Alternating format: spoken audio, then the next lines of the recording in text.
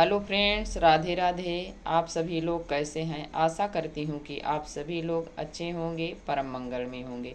तो आज हम आप सभी को मित्रों साल 2025 के चैत्र मास के शुक्ल पक्ष में आने वाली एकादशी की आप सभी को व्रत कथा लेकर आई हूँ। कामदा एकादशी की व्रत कथा लेकर आई हूँ।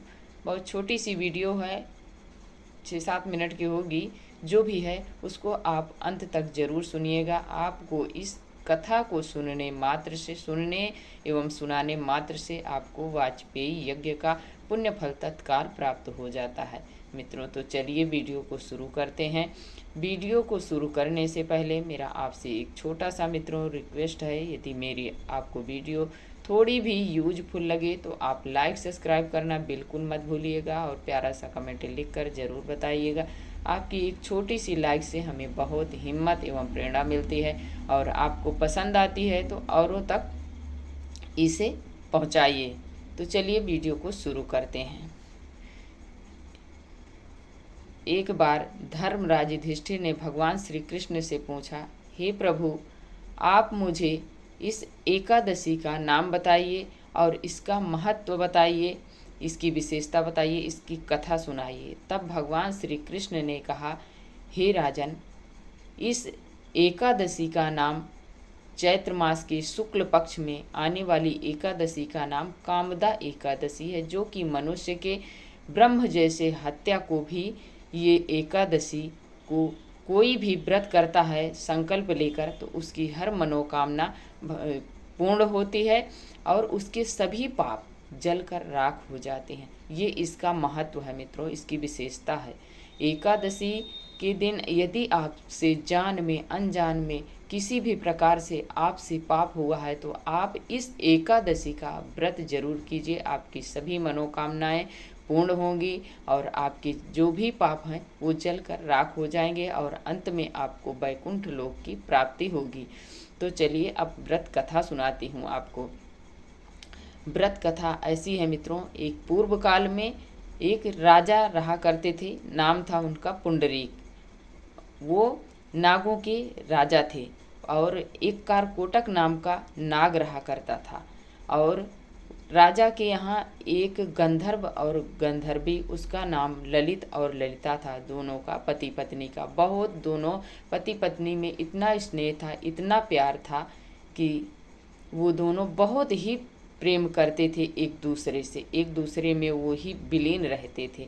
तो एक बार राजा के यहाँ वो ललित नाम का जो गंधर्व था वो नृत्य कर रहा था, गायन कर रहा था, अपना स्वर प्रस्तुत कर रहा था और करते करते वो अपने पत्नी में बिल्कुल विलीन हो गया और उसके संगीत जो थे, स्वर जो थे वो बिगड़ गए।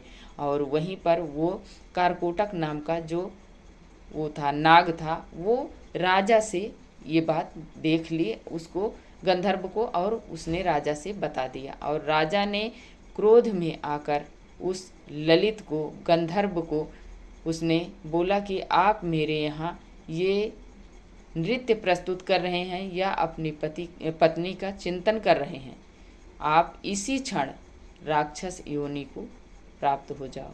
उनने, राजा ने श्राप दे दिया और वो नाग ने, कारकोटक नाग ने, दोनों ने उन्हें श्राप दे दिया। उस गंधर्व को, ललित को, वो उस तरह प्रेत बन गया, पिशाच योनि को धारण कर लिया और उसने जंगल में पिशाच योनि में धारण होकर भटक रहा था इधर उधर।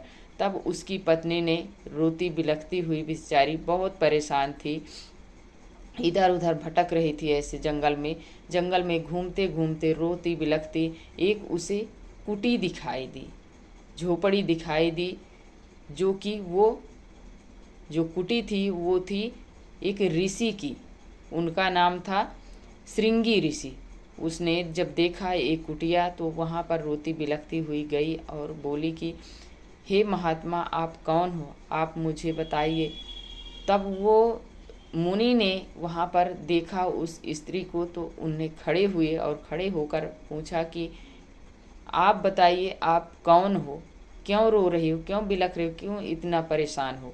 तब उसने बताया, वो ललिता ने, गंधर्व की पत्नी ने बताया, हे ऋषि, हे मुनि, मैं एक गंधर्व की ललित नाम का गंधर्व हैं, उनकी मैं पत्नी हूँ ललिता, और हमारे पति एक पुंडरीक नाम के राजा के यहाँ वो नृत्य प्रस्तुत कर रहे थे, और उनके यहाँ प्रस्तुत करते समय उसने मेरा ध्यान कर लिया, और ध्यान कर लिया तब उसके जो नृत्य कर रहे थे, गायन कर रहे थे, वो उसके भूल गए। तब राजा ने, और वहाँ पर एक कारकोटक नाम का नाग रहा करता था, दोनों ने हमारे पति को श्राप दे दिया।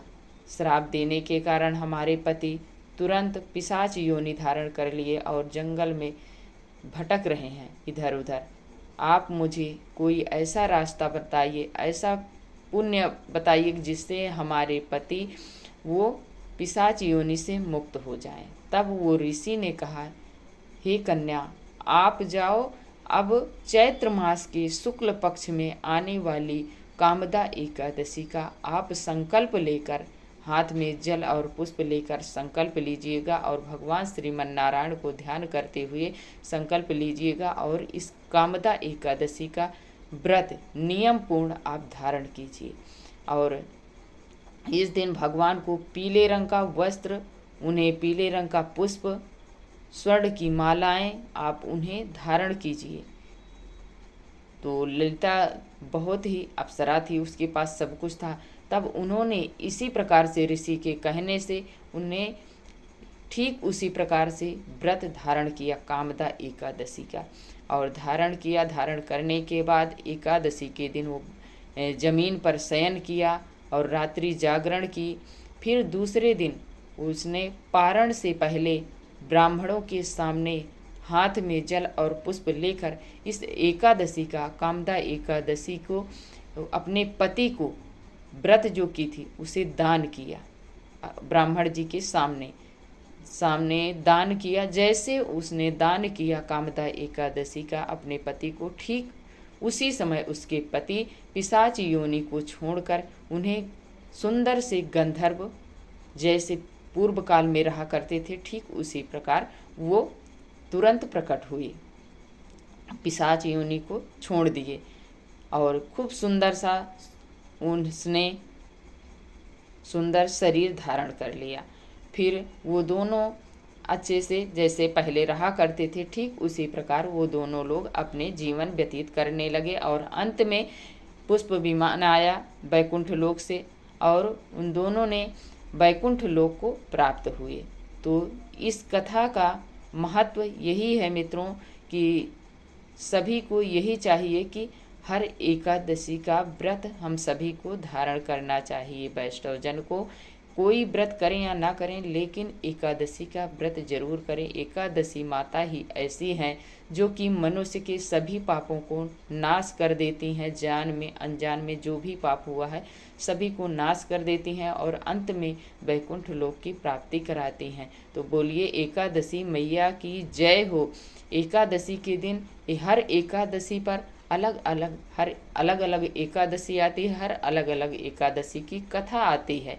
तो हमें हर एकादशी पर कथा जरूर सुननी चाहिए। आपको कथा सुनने सुनाने मात्र से तत्काल आपको एकादशी माता की कथा सुनने सुनाने से आपको वाजपेयी यज्ञ का पुण्य फल तत्काल प्राप्त होता है मित्रों। तो हम सभी को यही चाहिए कि एकादशी के दिन जरूर कथा को धारण करें, औरों को सुनाइए।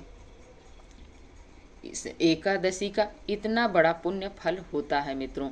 तो हम सभी को यही चाहिए कि जब उस गंधर्व का पिशाच योनि से वो मुक्त हो गया, तो हम लोगों की क्यों नहीं ये पाप नाश होंगे। तो हमें जरूर करना चाहिए एकादशी का व्रत। तो अब मिलती हूँ मित्रों एक और नए वीडियो के साथ। तब तक के लिए जय श्रीमन नारायण। यदि आपको मेरी वीडियो थोड़ी भी यूजफुल लगे तो आप ज़रूर आगे शेयर कीजिए और फॉलो कीजिए। कमेंट में लिखकर ज़रूर बताइए कि ये वीडियो आप सभी को कैसी लगी। अब मिलती हूँ एक और नए वीडियो के साथ। तब तक के लिए जय श्रीमन।